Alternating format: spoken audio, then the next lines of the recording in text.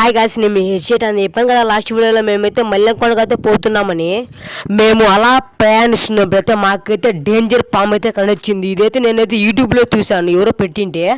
అందరం నడుచుకుంటూ వెళ్తుంటే మాకైతే ఉసిరిగా చెట్టు అయితే కనిపించింది. ఆ చెట్టు ఎక్కేసి ఉసిరిగా వేసి కోసుకొని తింటూ మా ప్రయాణం అయితే మొదలు పెట్టేశాము.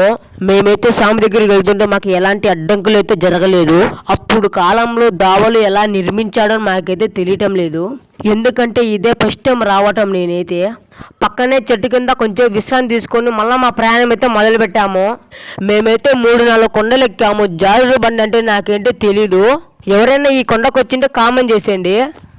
ఇక్కడి నుంచి అయితే సోమేశ్వర డ్యామ్ అయితే చాలా బ్రహ్మాండంగా కనిపిస్తుంది. ఒకనప్పుడు పూర్వం అయితే ఇక్కడైతే గాజులపల్లి ఊరిందంట, అది మునిగిపోయిందంట. మేమైతే 2-3 ఫోటోలు తీసుకొని మా ప్రయాణం అయితే కొనసాగించాము. ఫైనల్లీ మల్లెంకొండ స్వామి దగ్గరికి అయితే చేరుకున్నాము. మల్లెంకొండ అంటే ఏదో లెబ్బ అనుకున్నాను, కానీ ఇక్కడికి వచ్చి చూస్తే ఇక్కడే ఉండి బుద్ధి అవుతుంది నాకైతే.